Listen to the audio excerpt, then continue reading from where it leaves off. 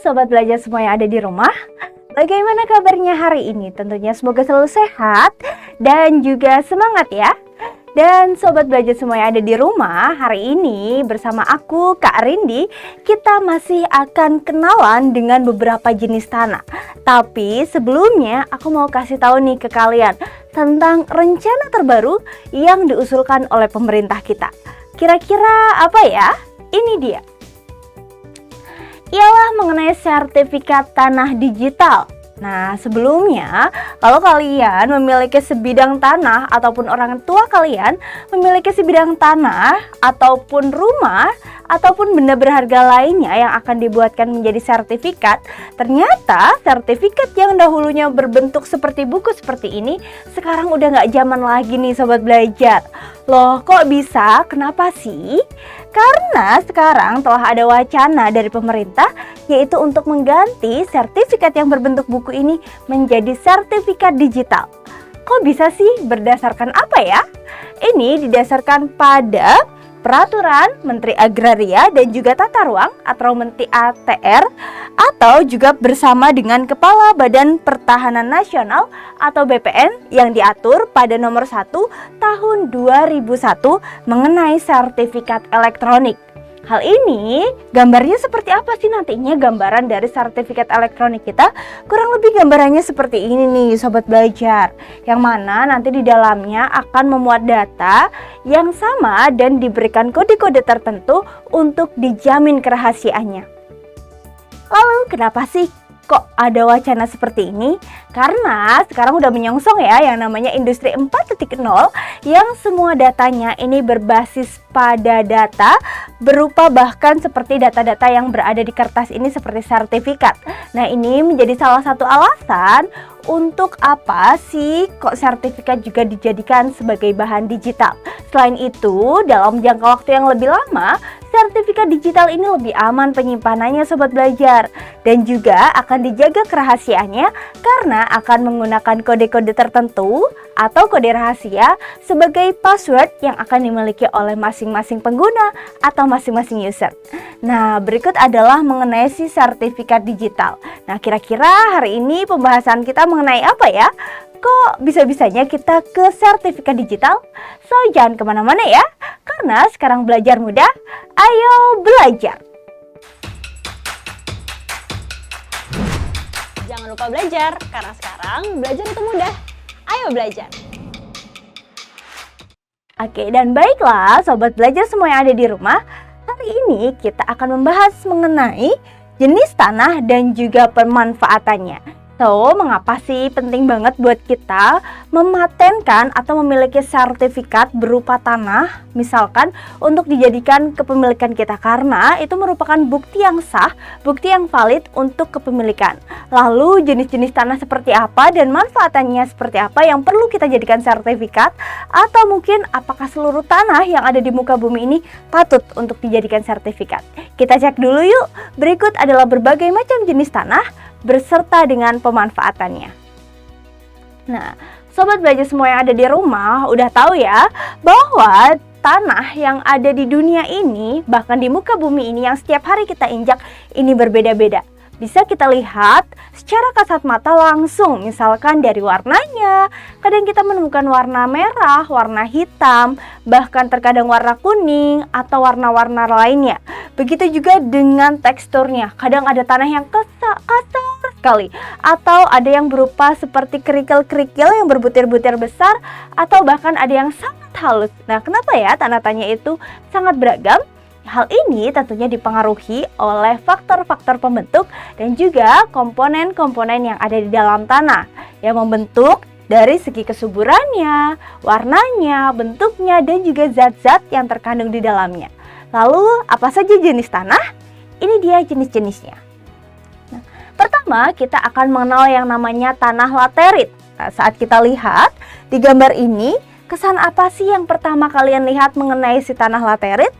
Kurang lebih kalau pertama kita lihat tanah laterit ini berwarnanya cenderungnya merah ya, atau kekuning-kuningan, bahkan sedikit coklat. Hal ini kenapa? Kenapa sih mereka berwarnanya merah bahkan sampai sedikit kekuning-kuningan? Karena tanah ini dipengaruhi oleh proses pencucian yang cukup tinggi Pencucian ini dibantu oleh siapa? Tentunya oleh air hujan. Oleh karena itu, karena si tanah ini banyak mengalami proses pencucian oleh air hujan, menyebabkan tanah ini memiliki warna yang merah agak kekuningan dan juga memiliki kesuburan yang rendah. Karena unsur-unsur hara maupun unsur-unsur organik yang ada di lapisan atasnya kemudian terkikis dan tererosi oleh air hujan itu sendiri. Kemudian yang kedua di sini kita lihat kondisinya sangat tidak subur. Hal ini diakibatkan karena proses pencucian itu tadi oleh air hujan yang kemudian akan membawa zat-zat atau unsur hara. Begitu juga lapisan yang paling atas, yaitu lapisan organik yang paling subur atau topsoil, menjadi hilang atau terbawa oleh arus-arus erosi itu sendiri. Kemudian yang ketiga, kadar bahan organiknya juga rendah. Ini sesuai ya dengan apa yang saya tadi jelaskan. Dan yang ketiga, vegetasi yang tumbuh biasanya berupa rumput ataupun alang-alang. Nah, ini juga sesuai. Kenapa sih rumput atau alang-alang yang tumbuh? Karena ini diakibatkan tanahnya yang tidak subur itu sendiri dan memiliki sedikit sekali bahan organik, sehingga tanaman-tanaman lain cukup sulit untuk dapat hidup di jenis tanah laterit ini. Sehingga tanah ataupun vegetasi yang tumbuh biasanya berupa rumput-rumputan ataupun alang-alang yang hanya membutuhkan sedikit kesuburan tanahnya. Kemudian, si tanah laterit ini tersebar di wilayah mana saja? Tanah laterit ini tersebar hampir menyeluruh di antara Pulau Jawa, di mana saja ada di Banten, di Pacitan, kemudian juga di Jawa Barat, dan beberapa wilayah lainnya seperti ada di Lampung, bagian Sumatera, dan juga ada di Kalimantan Barat. Nah, tanah-tanah yang tidak subur ini biasanya dimanfaatkan untuk dijadikan sebagai lapangan luas ataupun dibiarkan begitu saja. Nah, kemudian setelah tanah laterit, ada juga jenis tanah yang kedua, yaitu adalah jenis tanah aluvial. Nah, kalau jenis tanah aluvial, pastinya sobat belajar semua yang ada di rumah ini udah nggak asing lagi ya. Kenapa begitu? Karena jenis tanah aluvial ini, sobat belajar, dia dipengaruhi oleh adanya aliran air sungai. Jadi, khusus banget si tanah aluvial ini dia berada di sekitaran sungai. Seperti apa sih ciri-cirinya? Tanah aluvial ini biasanya terbentuk dari proses-proses sedimentasi yang kemudian hasil sedimentasi itu akan tertumpuk di sebuah tempat, mengkompaksi, dan akhirnya dia menjadi tanah aluvial yang terdapat, yang pastinya sedimentasi ini biasanya terdapat di sekitar sungai. Kemudian, kenapa sih kok bisa tersedimentasi? Karena adanya bahan-bahan yang melapuk yang berasal dari sumber lainnya yang kemudian terkumpul di sebuah wilayah. Dan juga biasanya tanah aluvial ini mempunyai ciri-ciri tanahnya yang berbentuk gerombol-gerombol sendiri. Nah, ini menandakan bahwa ini termasuk ke dalam jenis tanah aluvial. Kenapa sih mereka bergerombol sendiri? Karena mereka berasal dari proses pelapukan yang berbeda-beda, bahan dasar yang berbeda-beda, dan juga terbawa oleh susunan atau transportasi seperti air, angin, maupun media lain yang berbeda. Sehingga bentuknya pun akan butirannya menjadi lepas-lepas seperti yang terletak pada gambar ini. Kemudian tanah yang berasal dari tanah aluvial, dia juga memiliki kesuburan yang berbeda-beda sobat belajar. Berbeda-bedanya ini disebabkan apa? Disebabkan karena dia telah mengalami yang namanya proses pelapukan tadi. Nah, proses pelapukan ini dia bersumber dari bahan mineral yang berbeda-beda kan? Mineral itu sendiri berupa dari batuan asalnya. Nah, kalau batuan asalnya ini berbeda-beda, otomatis tingkat kesuburan yang dialami atau yang ada pada tanah aluvial pun ini akan berbeda-beda sesuai dengan batuan penyusunnya. Kemudian, yang ada pada tanah-tanah aluvial ini biasanya dimanfaatkan untuk apa saja? Nah, biasanya tanah-tanah aluvial seperti ini dimanfaatkan di berbagai macam sektor seperti perkebunan, pertanian, bahkan sawah-sawah yang ada di Indonesia, mayoritas ini terdiri dari si tanah aluvial ini. Karena mayoritas tanah-tanah di Indonesia ini dialiri oleh sungai-sungai yang dijadikan sebagai irigasinya.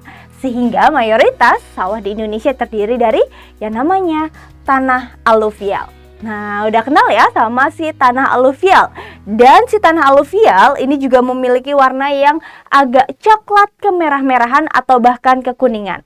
Hal ini juga dipengaruhi oleh mineral-mineral yang dijadikan sebagai bahan penyusunnya. Nah, oleh karena itu biasanya tanah aluvial akan berwarna coklat kemerah-merahan atau bahkan kekuningan. Nah, selanjutnya yang ketiga, inilah yang salah satunya spesial, yaitu adalah si tanah gambut. Nah, kalau tanah gambut ini, sobat belajar semua yang ada di rumah, dia spesial banget. Kenapa? Kok lebih spesial lagi dari yang lain?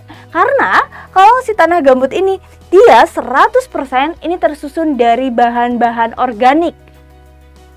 Sehingga karena bahan-bahan organik yang menyusunnya, dia biasanya akan berwarna hitam. Kalau kita lihat di sini, ini adalah contoh tanah gambut yang terletak di wilayah Kalimantan. Nah, contohnya di sini kok banyak ya, ada akar-akar tanaman, bahkan ada sisa-sisa tanaman yang telah mati yang masih ada di tanah gambut.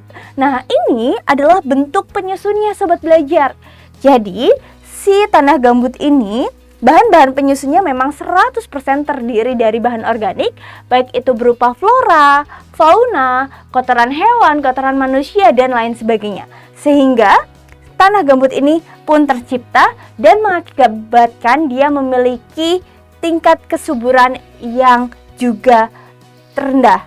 Nah, oleh karena itu, juga karena ini dipengaruhi oleh berbagai macam faktor seperti air hujan dan juga faktor-faktor lainnya, tanah gambut ini akan memiliki tingkat keasaman yang tinggi. Nah, cara menghadapi tingkat keasaman yang tinggi ini salah satunya adalah menggunakan kapur supaya dia memiliki pH yang netral atau keasaman yang netral. Berapa sih keasaman yang netral yang ada pada tanah? Nah, tanah biasanya akan memiliki keasaman yang netral ini di antara titik 6 hingga 8. Atau khususnya dia berada pada angka 6,8 sampai 7,5. Nah, ini adalah keasaman yang netral yang biasanya digunakan untuk tanah itu sendiri. Kemudian persebarannya dia ada di mana saja? Persebaran dari si tanah gambut ini ada banyak sekali, seperti di Sumatera, Kalimantan, kemudian juga ada di sebagian tepi pantai dari Papua. Dan biasanya tanah-tanah gambut ini akan dimanfaatkan untuk penanaman seperti tanam-tanaman dari pohon sawit dan sebagainya. Nah, kemudian ini dia kalau kita udah bahas mengenai si tanah gambut, ada juga jenis tanah yang selanjutnya. Kira-kira apa ya jenis tanah yang selanjutnya? Dan jenis tanah yang selanjutnya ialah ini dia tanah margalit. Nah, kalian pernah dengar nggak nih mengenai si tanah margalit? Nah, kalau tanah margalit ini, dia juga merupakan tanah yang khas nih. Karena tanah ini dibentuk atas batuan dasarnya yang terdiri dari batu gamping. Batu gamping ini batu apa? Batu gamping ini adalah batu kapur sobat belajar. Dan juga dia tersusun selain dari gamping, dia tersusun juga dari pasir dan juga lempung atau yang kita kenal dengan liat. Atau yang kalau kalian tahu, yang biasanya digunakan untuk membuat tanah liat atau membuat gerabah-gerabah itu kan tanah liat ya. Nah, itu merupakan salah satu tanah yang menyusun adanya tanah margalit ini. Oleh karena itu, tanah dari margalit ini yang tersusun dari kapur, kemudian juga dari pasir dan dari lempung, dia memiliki tingkat kesuburan yang cukup baik. Dan juga dia biasanya ini terletak di antara perbukitan yang cukup rendah. Jadi bukan di tepi-tepi gunung, tapi seringkali kita melihat ada perbukitan yang cukup rendah, seperti banyak sekali terletak di wilayah Jawa Barat.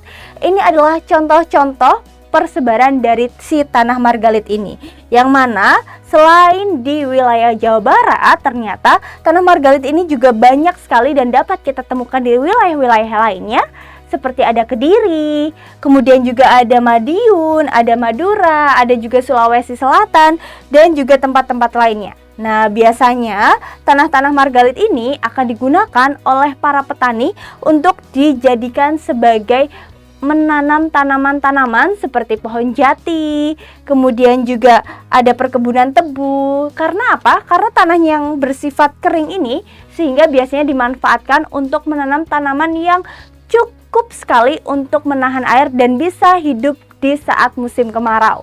Nah, contohnya kan tadi ada hutan jati dan juga tebu ya. Ini cocok sekali apabila kita menanamnya saat musim kering pun dia tidak akan mati karena dia dapat menyimpan air dan juga beradaptasi dengan suhu dan juga iklim yang ada. Nah, inilah salah satu karakteristik dan juga pemanfaatan dari si tanah margalit ini. Nah, selain tanah margalit ada apa saja yang lainnya? Dan yang lainnya ini dia jenis tanahnya ada tanah regosol. Nah, kalau tanah regosol ini jelas sekali ya. Kalau kita lihat di sini ada sedikit sekali perbedaan dari horizon tanahnya. Kenapa? Karena si jenis dari tanah regosol ini merupakan salah satu jenis tanah baru yang tercipta sehingga perbedaan horizon tanahnya ini belum dengan jelas nampak. Seperti misalkan gambar-gambar di atas.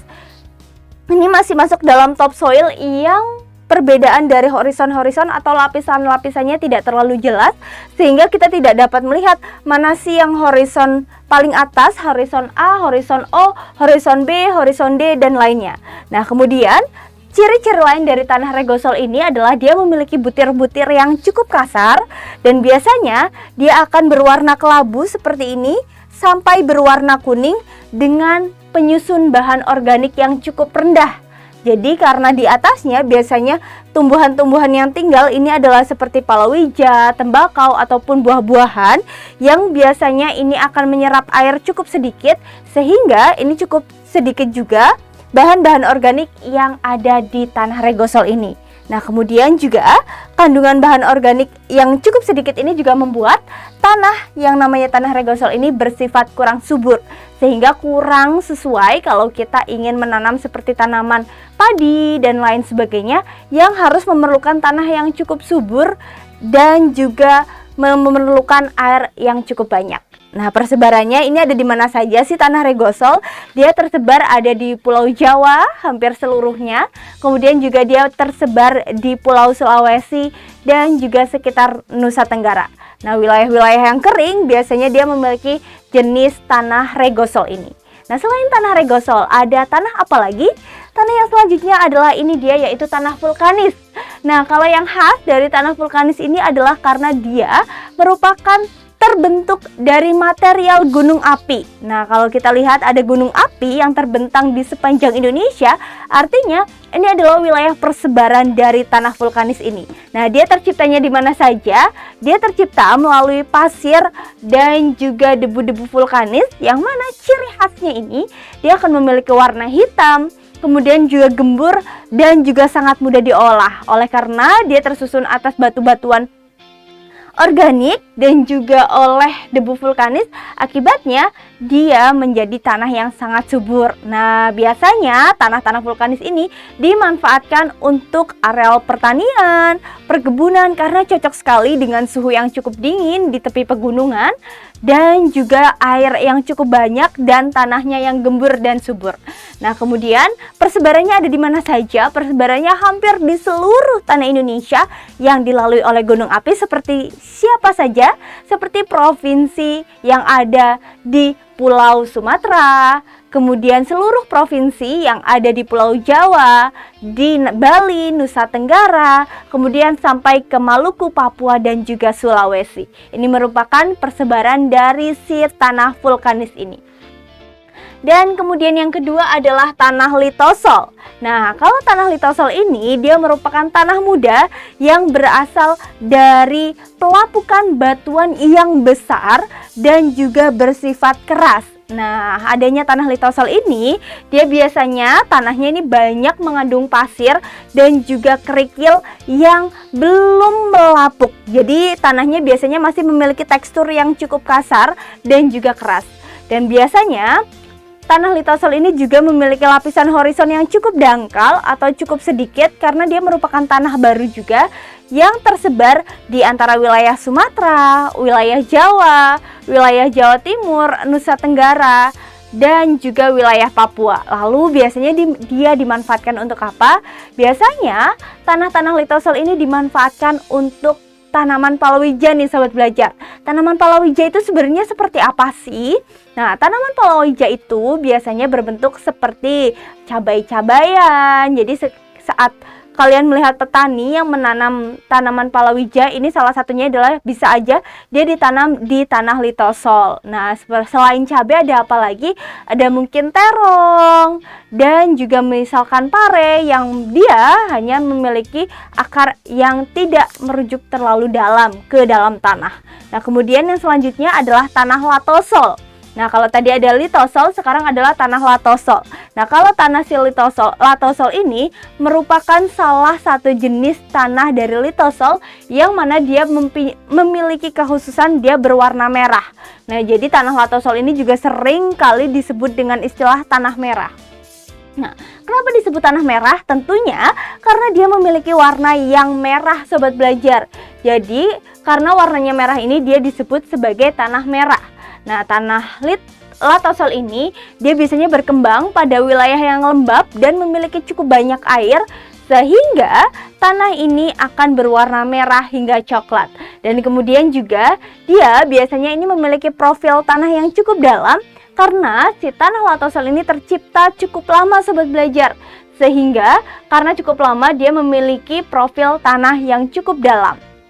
Dan juga kemudian tanah latosol ini karena sifatnya yang lembab, dia juga memiliki ciri-ciri dia mudah sekali untuk menyerap air dan juga dari bahan-bahan organik lainnya yang sedang atau memiliki pH yang netral. Nah, kemudian juga dia tersebar di berbagai wilayah seperti wilayah Sumatera, Bali, Pulau Jawa, Minahasa, dan juga Papua serta Sulawesi. Biasanya dia dimanfaatkan untuk menanam padi, tanam tanaman palawija, serta tanaman kelapa, karet, dan juga tanaman buah-buahan. Nah, ini adalah dari tanah latosol karena terbentuknya lama sehingga pemanfaatannya juga sudah maksimal nih, sobat belajar. Kemudian yang selanjutnya adalah tanah humus. Nah, kalau tanah humus ini dia dibentuk oleh bahan-bahan atau sisa-sisa tumbuhan yang telah mati yang kemudian akan melapuk dan menjadi seresah. Nah, seresah ini yang kemudian menumpuk, dia akan menjadi salah satu faktor yang memberikan kesuburan kepada tanah. Sehingga salah satu ciri dari tanah humus ini adalah dia cukup memiliki kesuburan yang tinggi dan warnanya pun menjadi gelap karena dipengaruhi oleh bahan-bahan organik atau si seresah tadi yang terdiri dari sisa-sisa tumbuhan. Nah, biasanya tanah-tanah humus ini banyak sekali digunakan atau dimanfaatkan oleh petani ini untuk menanam berbagai macam jenis tanaman karena tanahnya yang subur sehingga dapat digunakan untuk hampir seluruh aspek kehidupan dalam hal menanam vegetasi. Seperti itu, sobat belajar. Nah, kemudian yang selanjutnya ini ada tanah grumusol, yang mana kalau tanah grumusol ini dipengaruhi karena tanahnya memiliki curah hujan yang tinggi dan berada di ketinggian lebih dari 2000 meter. Nah, biasanya dia akan berwarna antara kelabu sampai ke hitam-hitaman dan mengandung bahan-bahan organik yang cukup rendah, serta wilayah persebarannya ada di sekitar Pulau Jawa seperti Jawa Tengah, Jawa Timur, Madura hingga ke Sulawesi Selatan. Nah, kemudian yang selanjutnya ini adalah tanah organosol, yang mana tanah organosol ini terdiri dari dua jenis tanah, yaitu adalah tanah humus dan juga tanah gambut. Kalau tanah humus ini sangat subur ya, sehingga dia juga sangat cocok untuk dijadikan sebagai wilayah pertanian karena dia biasanya tersusun atas berbagai macam bahan organik yang telah mati, melapuk, dan menjadi seresah. Begitupun dengan si tanah gambut yang mana dia merupakan hasil juga dari pembusukan bahan-bahan organik sehingga dia memiliki atau cocok sekali untuk dijadikan sebagai wilayah pertanian, khususnya pertanian kelapa sawit. Bedanya dengan si tanah humus tadi, tanah gambut ini memiliki kesuburan yang kurang dibandingkan dengan tanah humus. Dan biasanya sesuai dengan pemanfaatannya, tanah gambut ini tersebar di sekitar wilayah Kalimantan dan juga wilayah pantai selatan dari wilayah Papua. Kemudian selanjutnya adalah tanah aluvial. Nah, kalau si tanah aluvial ini, dia merupakan tanah yang masih muda, yang mana merupakan hasil dari proses pengendapan, yang biasanya dia memiliki warna agak kelabu. Dan dia biasanya kesuburannya juga bergantung sekali nih dengan bahan-bahan material yang dibawa oleh sungai itu sendiri. Dan dimanfaatkan untuk berbagai macam jenis pertanian, seperti untuk menanam padi, palawija, dan juga tebu serta kelapa dan buah-buahan. Nah, khusus untuk si tanah aluvial ini, dia tersebar di hampir seluruh wilayah Indonesia yang memiliki sungai. Seperti misalkan ada Sungai Bengawan Solo yang ada di Pulau Jawa, kemudian yang ada di Kalimantan, Sungai Mahakam, dan lain sebagainya. Ini banyak sekali tercipta tanah-tanah aluvial. Dan selanjutnya adalah tanah podzolik, yang mana tanah podzolik ini banyak sekali kita jumpai di pegunungan tinggi dengan suhu udara yang cukup rendah atau dingin dan juga curah hujan yang tinggi. Nah, tanah podzolik ini dia memiliki humus yang cukup tinggi dan juga memiliki tingkat kesuburan yang beragam antara sedang hingga ke tinggi sobat belajar. Dan tanah podzolik biasanya tersebar di wilayah Sumatera hingga ke Papua. Nah, kemudian dia juga ada ultisol yang mana ini merupakan jenis tanah podzolik yang berwarna merah dan kuning. Nah, selanjutnya ini ada tanah yang khas nih sobat belajar, yaitu tanah renzina, yang mana dia memiliki kadar lempung yang cukup tinggi dan teksturnya halus. Dia juga berasal dari bahan-bahan pelapukan dari bahan kapur, dan ini adalah jenis tanah Mediteran yang mana dia berkembang pada iklim yang lembab dan juga sedikit sekali memiliki curah hujan. Nah, di sini curah hujannya rata-rata berapa sih dari satu tahunnya? Itu antara 500 hingga 1300 mm. Yang mana dia tanah dari renzina Mediteran ini cukup mampu atau banyak menyimpan kadar air. Nah, kemudian sekarang kita masuk ke sesi Ayo Kuis. Ini adalah contoh kuis di antara jenis-jenis tanah yang dapat kita gali. Salah satunya adalah yang pertama, tanah aluvial merupakan tanah yang terbentuk dari material halus hasil pengendapan aliran sungai. Sedangkan tanah organosol berasal dari sisa-sisa tumbuhan atau rawa yang membusuk. Yang kedua jenis tanah tersebut biasanya terdapat di daerah apa? Apakah A. Pantai utara Jawa dan Kalimantan, atau B. Pulau Bali dan Sumatera, atau C. yaitu Jawa Barat dan Nusa Tenggara, pantai selatan Pulau Jawa dan Sulawesi, atau yang E yaitu Jawa Timur dan Jawa Tengah. Nah, silahkan untuk dijawab oleh sobat belajar. Aku beri waktu 5 detik aja untuk kalian menjawab. 5, 4, 3, 2, 1. Dan jawaban yang paling tepat adalah ada di sekitar pantai utara dari Jawa dan juga di sekitar Kalimantan. Inilah merupakan persebaran dari jenis tanah aluvial dan juga jenis tanah organosol.